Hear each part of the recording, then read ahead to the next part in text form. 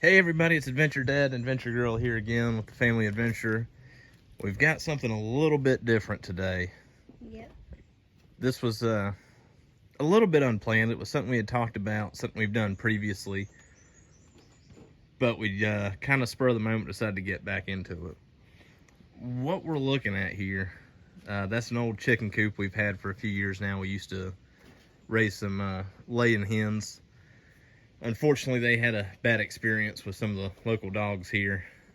Yep. And we ended up out of chickens and decided just to hold off before we moved back into that venture, let Adventure Girl get a little bit older to where she could actually help out with them and learn the process and understand it better than she did when she was younger.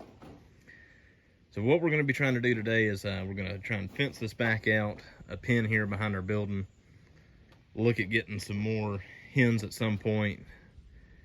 But what we really want to talk about today is what we've got into here. And I'm gonna let Adventure Girl take over for a second and tell you about this. What have we got, Adventure Girl? We got bunnies. So turns out a friend of Adventure Girl's has a small little mini farm we didn't know about. And we were invited over to take a look at it, let the kiddos come visit with the animals, see what she had, and let them just experience playing with some of them.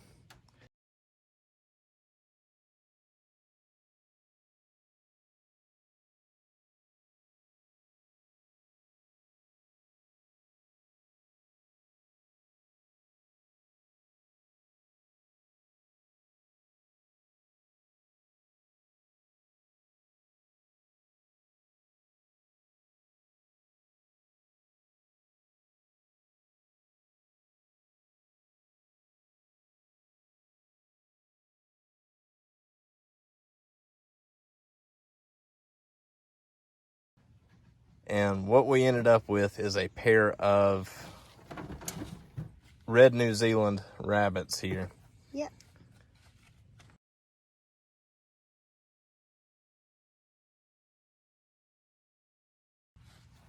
So,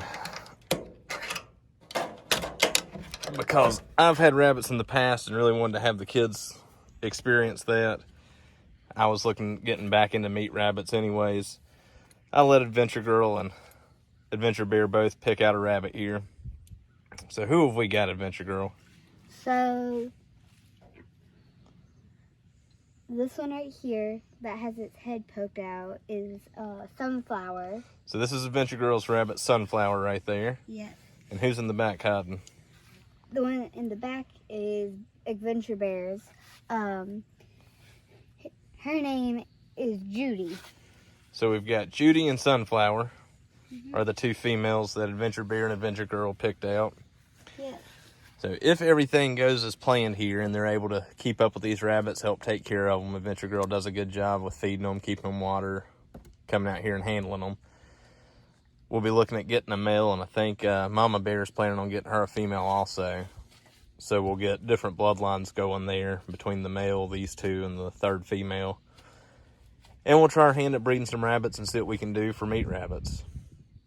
You know, the hutch we've got these rabbits in right now, we should have thought ahead and made a video of the build on this, but it was late that night when we got home with the rabbits. We just ran out, grabbed some of the wire, and then threw this little hutch together out of some supplies we had laying around still. Like we've said in the past, that's kind of what we're trying to do, is spend as little as possible where we can help it. Keep this simple, keep it frugal, and just reuse old stuff we've got. So we had 4 6-foot 2x4s, 1 6-foot 4x4, and then a few old pallets laying around that we cut down, framed this thing out. So the only thing we had any expense in it all was the wire. I think we've got about $50 in the wire here, and we probably only used about a third, maybe a half of what we got for the bottom and the sides of it.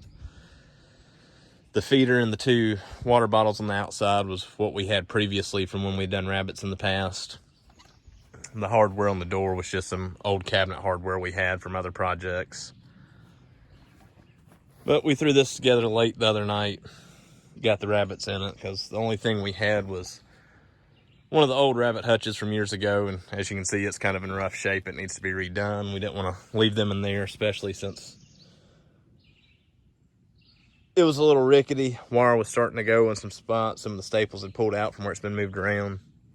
We wanted to be sure if these were out here, they didn't end up going the same way the chickens had and a dog gets a hold of them. Or we have some coyotes out this way. We didn't want anything getting into these rabbits, you know, the first couple of days we had them. So this one's pretty secure. Looks pretty good. We're happy with the way it came out. Just be thrown together with stuff we already had here. We're going to try and get them back up against the building here.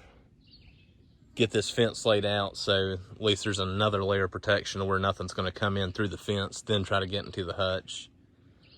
It's also going to give us the ability to fence up to that chicken coop to where we'll have some run area for the chickens when we do get back into that. Stick around. We'll show you how we're going to try and put this fence together. We're going to try a couple things. Again, this is just old materials we have laying around from past fencing projects we've done.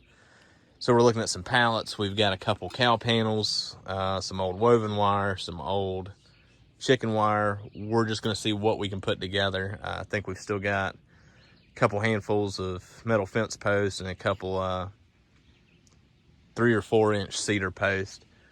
Not real sure how we want to do this. If we're going to dig posts out or if we're just going to hammer in the metal post. We're going to see how everything comes together when we start lining it up, getting measurements here, and seeing what kind of area we can do. All right, so I think what we're going to try to do here, we've got 10 metal posts. We've got 14, 15 pallets. Might be able to rummage up a couple more today here on the property. If not, still have plenty of access to pallets anytime we want them. So we can pick up more if we're going to need them. But I think for the area we're wanting to do here behind the building, to do the sides, minus what the chicken coop covers, plus the gate we're going to put on it, I think this will be enough for us. So what we're thinking is start at the chicken coop, stand the pallets up, so that gives us 48 inches tall by 40 inches wide. We'll screw the first pallet to the chicken coop, put a stake in every other, or a fence post in every other pallet we do, and screw each pallet to the next. That way they're holding each other together, but then every other pallet has a post driven in the ground to keep them up, keep them tight. Then we might consider, depending on what we have as far as extra materials laying around, maybe putting a top board across each one of these pallets to give it a more rigid frame there. We'll see how it goes getting them up though. Stick with us, we're gonna start putting this thing together.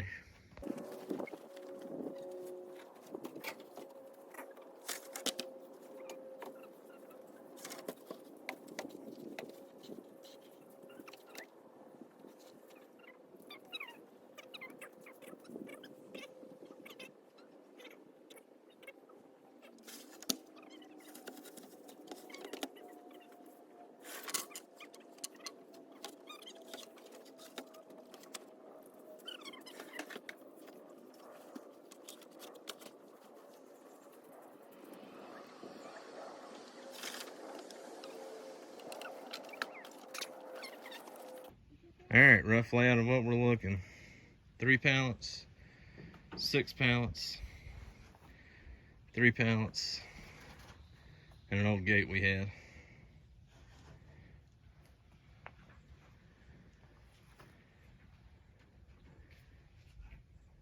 That should work out.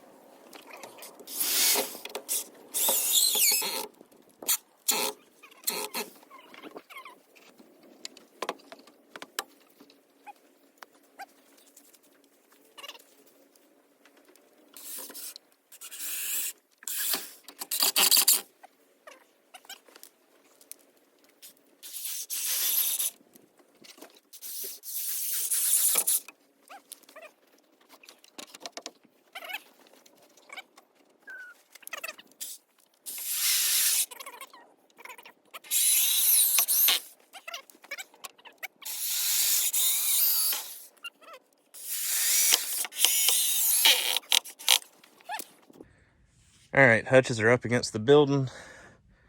Chicken coop to the left-hand side. Gate will be right here to the right. Everything will be inside of the pallet fence. So far, so good. Let's finish up this wall, get the gate put up.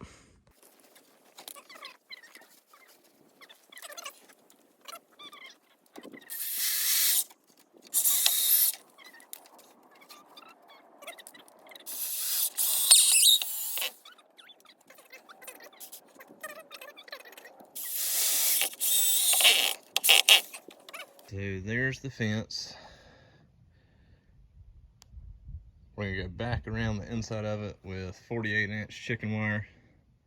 That should go from the bottom to the top of the pallets to seal it off on the inside.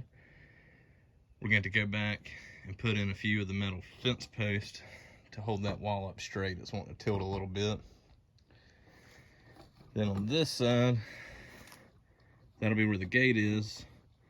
This single pallet by itself, we're gonna have to hammer some fence posts down on it. One on each side, I think, to hold that pallet up secure. So 2 posts there. I figure 2 on the long wall, at least 1 on each side. 6 metal posts, 2 for the single pallet to the left, 1 on each side, 2 on the back wall. Then we'll get our gate mounted up.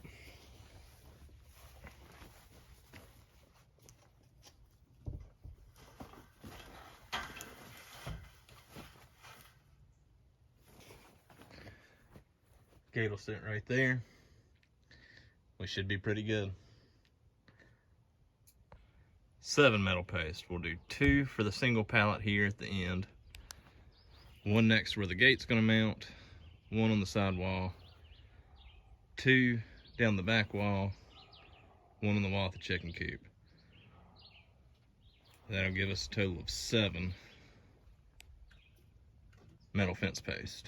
All right, so we've about got our fence wrapped up here. Didn't realize until after we'd got the fence posts knocked in that the phone sitting here in the sun had overheated recording and had shut down. So we had to wait and let the phone cool. While it was cooling down, we went ahead and got our gate mounted, getting this project wrapped up for the day. We've got our post hammer down in, holding our pallet fence up straight. Gives a little more rigidity there. Fairly sturdy. I'm surprised at just how strong it really is, considering. Gate's mounted up. These little quick latches there. Locks back in place. Judy and Sunflower hanging out in their box. So we've got the quick pallet hutch we threw together, the old hutch, chicken coop. It'll all come down into the pallet fence here. So last things to do, we're gonna get some 48-inch chicken wire. I think we still have close to enough to finish it, maybe not quite with what was left over when we did the chicken coop a few years back. And then on each side of the building where the pallets meet the building, grab a couple cinder blocks we got laying around and fill that gap in there just to keep anything from coming through. But overall, happy with what we've got done here so far. Looking forward to having this thing fenced in where the kids can get in here and put the rabbits down and let them play and get some chickens back, get us some fresh eggs again. Appreciate everybody following along on this build. Be sure to subscribe and tune in to see what goes on with the rabbits in the future. I know AG and Adventure Bear is really looking forward to it. Appreciate everybody. Until the next adventure, y'all have a good one.